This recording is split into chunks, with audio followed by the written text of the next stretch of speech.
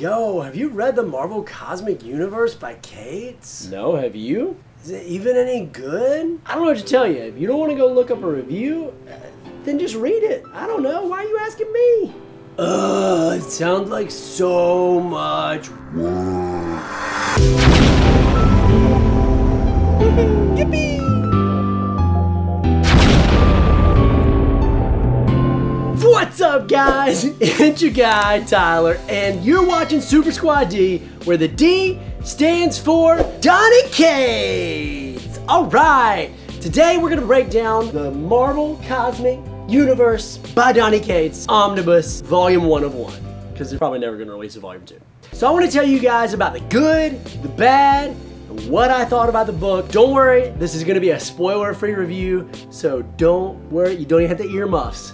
No big deal. All right, so first, let me just say, I didn't know anything about what Donny Cates has been doing at Marvel because I haven't read any of it. I haven't read his Venom series. I haven't read anything he's really written at Marvel, and I went into this blind, and I gotta say, absolutely loved it. I read this entire omnibus in one 24-hour period, which is crazy for me, because like, for real, it could take me a while to read a book. I mean, it took me like 30 days to read all of New Mutants, so it could take me a while to read a book, but this was such an easy, modern, nice read.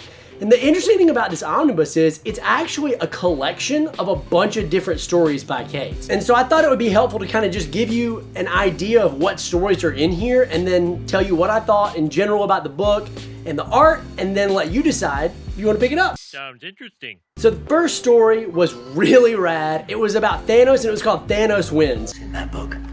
Spoilers.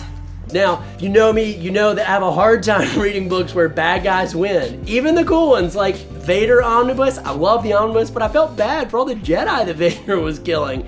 And that's kind of what I felt like when reading this Thanos win story, but it was so interesting. I mean, off the bat, we're introduced to this character. His name is Cosmic Ghost Rider. I was just blown away at how interesting and cool this character was. It just sounds so stupid on paper. For those of you who don't know, Cosmic Ghost Rider is Frank Castle, who was turned into a Herald of Galactus after being turned into the Ghost Rider. So it's like, it sounds like the dumbest idea ever, but Cates makes it work so well, and he's such a great character, like he's so fun. So he appears in that first little story, and each story has like 6 issues or so. And then he gets his own story called Cosmic Ghost Rider, which was very cool. Sidebar here, his story goes on in Cates' other work, Guardians of the Galaxy, but that's not included in this omnibus, which is kind of a bummer. Cates also includes a story about the death of Inhumans. Spoilers. It's actually called Death of Inhumans, so it's not a spoiler, like that's the name of the story arc. And then he's also got a series that everybody's talking about, everybody loves, and it's on the cover, Silver Surfer Black. Silver Surfer Black was probably the standout for me of all the miniseries in the book. I don't know, Thanos Wins was really good too. All the stories were nice, they were self-contained, they were super easy to follow. They were just so different and well written that, man, I'm gonna read this book again, which I never do. Like, I'm absolutely gonna read this book again at some point. He's lying! It was that fun. Now, nothing in this book is groundbreaking or revolutionary. It's not gonna be on anybody's top 10 list of all-time favorite books, but every story in here I thought was super solid. You know, one of the things that I talk about a lot is something compelling? Because if a story's not compelling, then honestly, like, I'm just not gonna be that into it.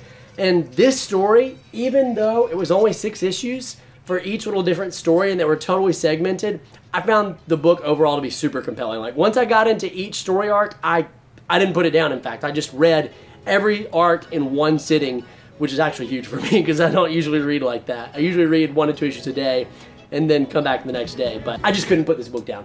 The art, stellar, very nice art, very cool colors. I think whoever did the colors and the inking on this book deserves just all the praise. I'll put them on the screen here or somewhere. But they're really good. I thought that the images popped, they told the story they needed to tell, and overall it was just really, really interesting. Finally, this book had time travel in it, and I'm always interested in time travel. Time doesn't work that way. Like, you just throw anything with time travel and alternate realities, super ends. Problem solved.